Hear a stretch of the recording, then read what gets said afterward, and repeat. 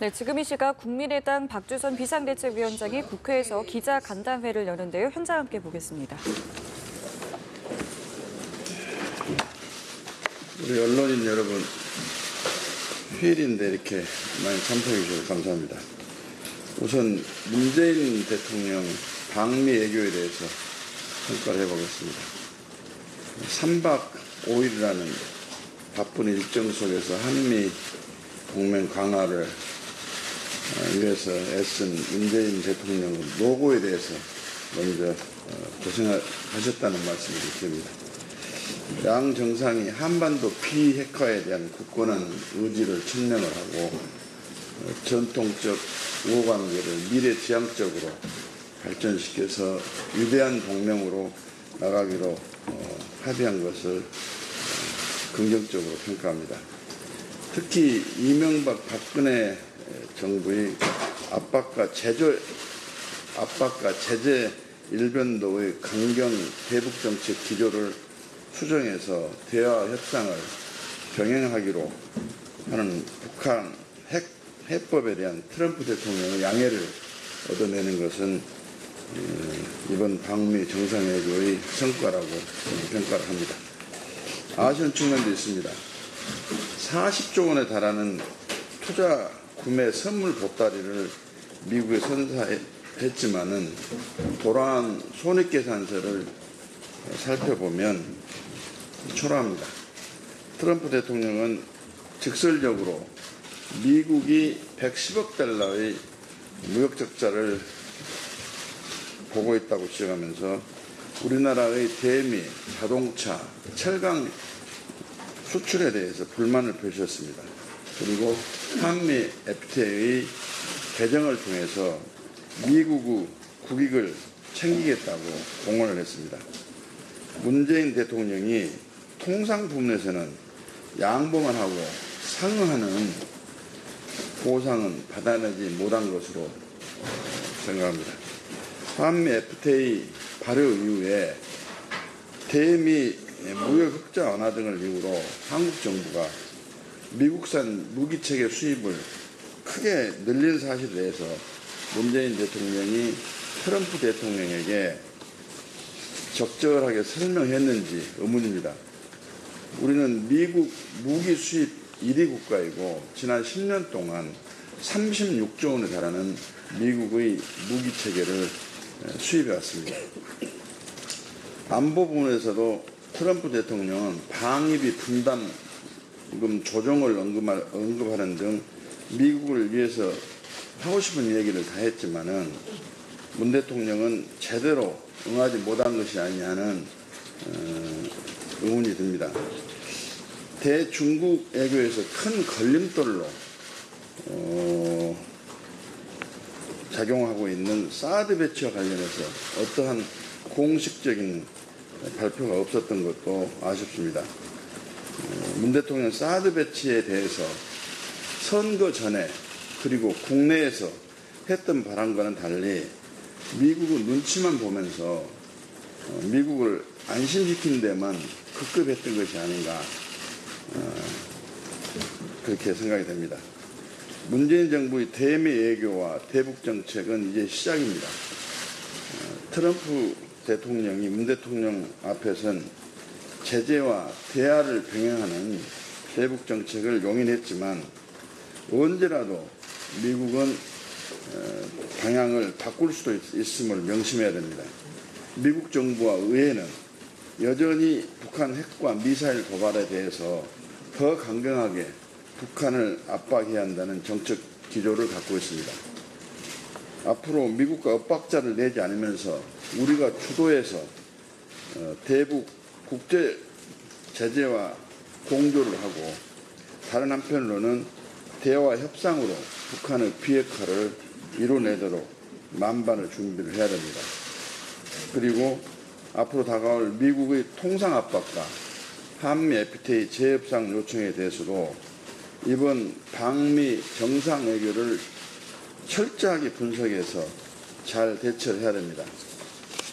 그러기 위해서 청와대와 정부는 문 대통령의 방미 정상외교를 지나치게 자화자찬만 하지 말고 그 득과 실을 국민에게 빠짐없이 보고를 하고 또 국회와 공유를 해서 진정한 협치로 산적한 외교 현안을 잘 대처해 주길 바랍니다.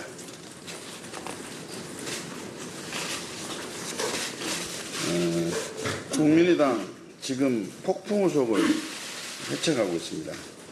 대선 패배의 아픔에서 다시 일어서기 위해 몸부림치고 있는 중에 뜻밖에도 꿈에도 생각지 못했던 이유미 씨의 문준용 취업 특혜 의혹 가짜 제보 사건이라는 충격적인 일을 마주하게 됐습니다. 집권 여당은 때를 기다렸다는 듯이 국민의당 죽이기에 나서고 청와대는 협치의 길 대신 독주의 길을 향하고 있습니다. 위기 앞에서 더 냉정해져야 합니다.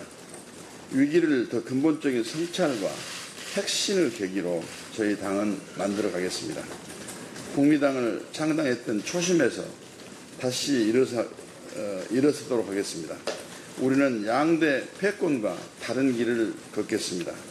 낡은 이념의 틀에서 벗어나 변화와 미래의 새로운 구심을 만들겠다고 시작한 길입니다. 우리는 더 깊은 성찰, 더 무거운 책임감으로 임하고 있음을 거듭 말씀드립니다. 위기는 진실과 책임의 원칙으로, 패배에는 치열한 성찰과 혁신으로, 그리고 전국 운영은 민생과 변화 주도 원칙으로 임하겠습니다. 체인지 메이커라는 당의 본령을 새기면서 폭풍우를 헤쳐나가겠습니다. 이유미 씨 사건은 진실과 책임의 길로 가겠습니다. 먼저 이유미 씨의 문준용 특혜 의혹 가짜 제보 사건에 대한 당 원칙은 진실과 책임입니다.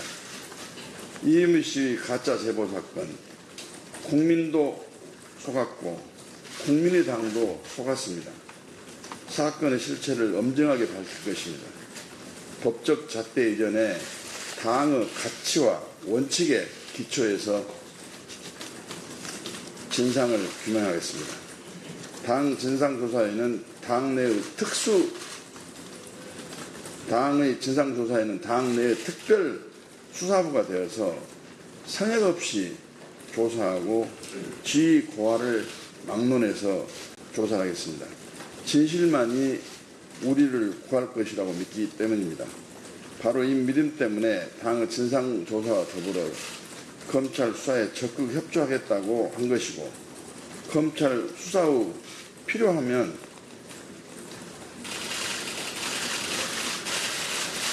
특검이라는 더 가혹한 검증까지도 받겠다고 한 것입니다. 가짜 증거에 우리 당이 속은 것 자체도 문제이기에 이에 대해서도 근본적인 성찰과 시스템 혁신을 추진해 나가겠습니다. 그러나 민주당은 때를 기다렸다는 듯이 국민의당 죽이기 작전에서 나서고 있습니다. 심지어 대선 당시 경쟁자였던 안철수 전 후보를 겨냥해서 여당 대표가 아무런 근거도 없이 책임을 또 입장을 강요하는 것은 사실상의 정치 보복 형태고 후퇴 정치의 전형이다, 이렇게 평가를 합니다. 경고합니다. 국민의당을 향한 거짓 선동 당장 멈추고 사과하시기 바랍니다. 얄팍한 계산과 치졸한 정략으로 국민의당을 파괴할 수는 없습니다.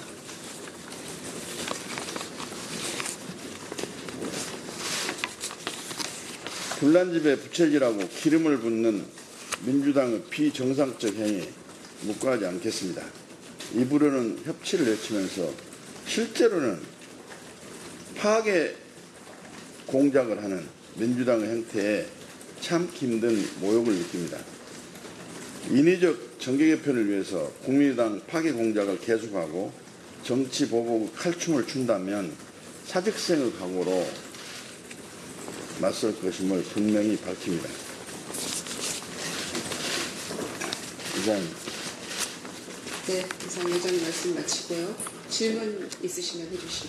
네, 국민의당 박주선 비상대책위원장의 입장 함께 들으셨습니다. 일단 먼저 간단하게 문재인 대통령의 한미 정상회담과 관련해서 평가를 좀 들을 수가 있었고요. 그리고 문 대통령의 아들 문준혁 씨 특혜 조작 사건과 관련해서 현재 국민의당은 위기다.